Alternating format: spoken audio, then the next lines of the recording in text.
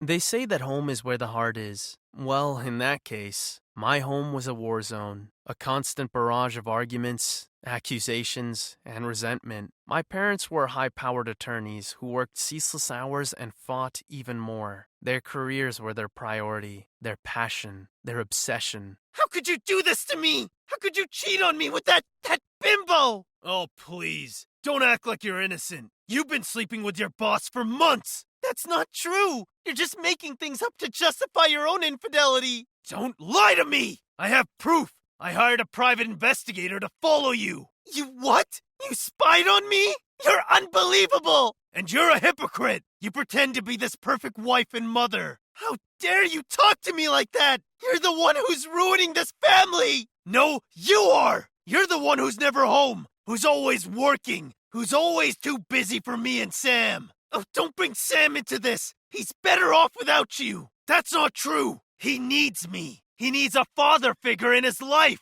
Well, he's not gonna get one from you. You're a terrible father and a worse husband. This was the soundtrack of my childhood. The endless bickering, the vicious insults, the unbearable tension. I tried to drown it out with my comic books, my video games, my headphones, but nothing could block out that noise. The noise that told me that they hated each other, that they hated me. Well, we've decided to get a divorce. What? I'm sorry, honey. I know this is hard to hear, but it's for the best. For the best? How is this for the best? Well, your dad and I, we don't love each other anymore. We've grown apart over the years. We've tried to make it work, but we can't. We're unhappy together. And that was it. The end of the line. The final straw. The last nail in the coffin. The moment that had changed everything. The moment that broke my heart. The moment that made me who I am today. Then the nightmare didn't end. It followed me to school. A hellhole of hormones, cliques, and bullies. A place where I didn't fit in, where I didn't belong, where I didn't matter. Hey, look who it is. It's Sam the Nerd. More like Sam the Turd. Ew, gross. He smells like one too. Yeah, he should take a shower once in a while. This was my daily routine. The endless torment, the cruel jokes, the physical abuse. I tried to ignore it, to endure it, to survive it, but nothing could make it stop. The pain was constant, the humiliation unbearable, the loneliness overwhelming.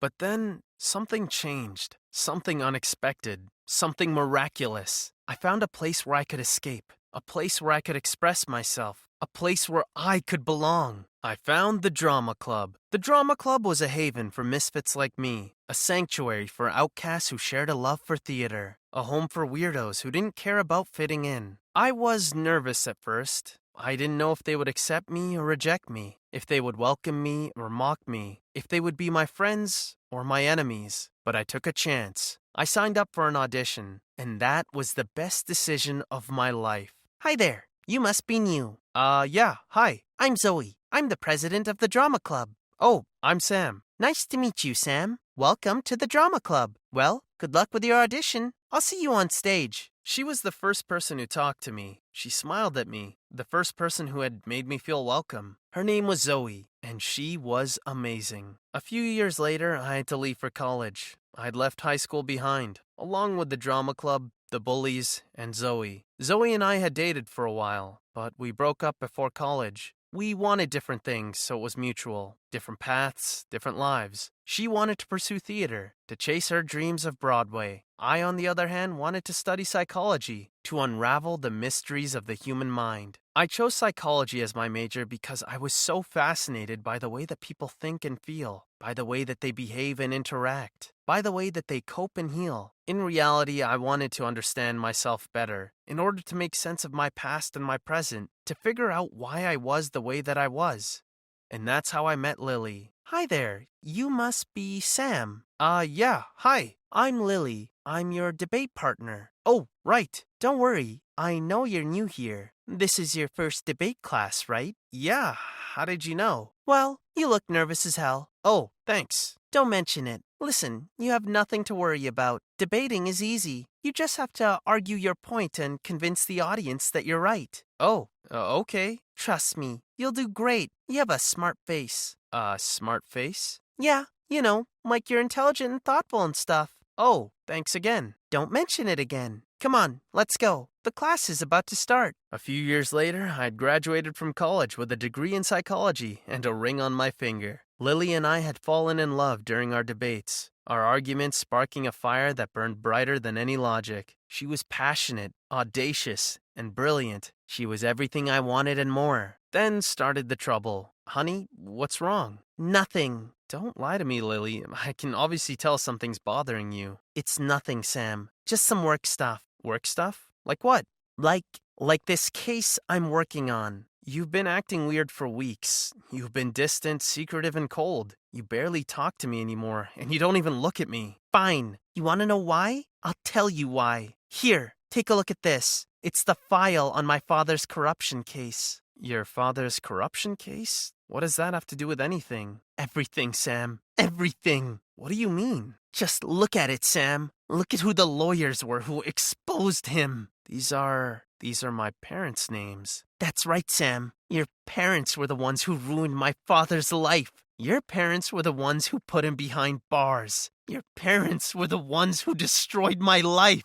Lily, I'm sorry. I'm so sorry. I had no idea that they did that to him. But they're not me, Lily. They're not us. No, they're not us. Because there is no us anymore. What? You heard me, Sam. There is no us anymore. Things took a dramatic turn. In walked the charismatic politician, her father's old friend, offering Lily a way out of her mundane life with me. Lily, you can't trust this guy. He's just using you. I tried reasoning with her, but she didn't listen. And just like that, I was discarded, like an old video game that had been played and tossed. But wait, there was a catch. Sam, I need you to keep quiet about the divorce until after the elections. My partner's reputation is at stake, Lily confessed, a glint in her eye. Sitting back, I laughed. Oh, so now I'm supposed to play a part in this show, Lily? Is there a script I should follow?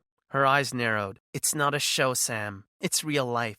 She couldn't be seen as a divorcee with her new boo. She needed to keep our marriage under wraps, leaving me with the best consolation prize, a hefty sum of money for my silence. Lily's money turned out to actually be my golden ticket. I quit my job, traded the suburban life for a swanky loft downtown. Well, trader, I guess we're now officially the cool kids in town. I told my trusty companion, my soul dog, which I named accordingly. Next came the designer clothes and exotic vacations. The whole shebang. It was like living a pop song, minus the heartbreak, which, well, let's just say it was, well camouflaged. However, the piece de resistance of my new life was my blog and podcast, named Life, Lemons, and Revenge. Today on Life, Lemons, and Revenge, we discuss the secret ingredient for the best lemonade revenge. Hey, trader, listen to this, I'd say, reading out my fan mails to my dog. Your story is an inspiration. A pause. Well, if I'm inspiring people to have epic divorces and public meltdowns, I guess I'm doing something right. But I wanted revenge and I had the platform to do it. Lily, I'd muse sitting in front of my computer. You thought I was just a naive, lovable husband, didn't you?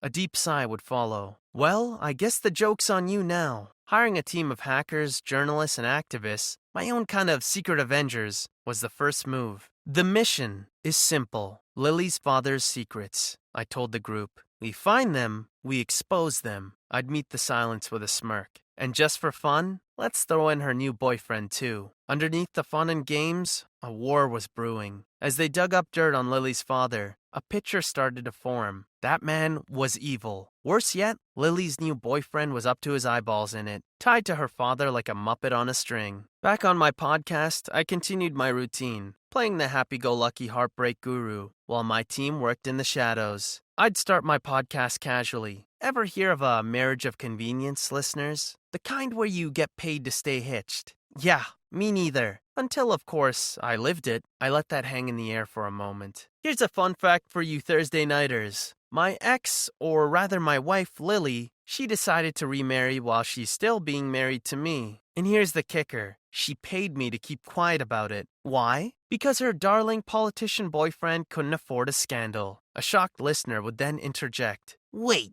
you mean to tell us you're still married to her? And she paid me to keep quiet. Lovely, isn't it? I'd chuckle dryly. But hey, who am I to stand in the way of true love, right? The proof was there for all to see. Bank statements showing payments from Lily, the marriage contract that was never dissolved. It was all laid bare. The media caught on to my revelations and amplified them, creating an unstoppable tidal wave. And at the crest of this wave was Lily's perfect boyfriend, in the spotlight for all the wrong reasons. I didn't know, he'd stutter on live TV. Lily, it's over. And just like that, the facade that Lily worked so hard to maintain crumbled spectacularly. My chest should have swelled with victory, but instead with vengeance served. Instead, it was a bittersweet taste that lingered. Her father was taken into investigation again. My parents called because they found out what I had discovered, almost following in their footsteps. I didn't answer. I didn't care. Welcome, faithful listeners, to our grand finale, the cherry on top of our Sunday of secrets, sarcasm, and scam marriages. Before we dive into the nitty-gritty, let's talk about Amy, one of the courageous activists who fought alongside me in this whirlwind of a journey. So here's the big reveal. I'm done with the games, the deceptions. I'm done living in the past. I'm choosing Amy, choosing love, and choosing a future where I can be more than just my past. Their reactions would range from shock to support. One of them even managed to say, "Good for you, Sam. Go for it." Well, that's it, folks. Sam's hanging up the mic and going after love. Thank you for the ride, the support, and the memories. And here's to love in all its messy, unexpected glory.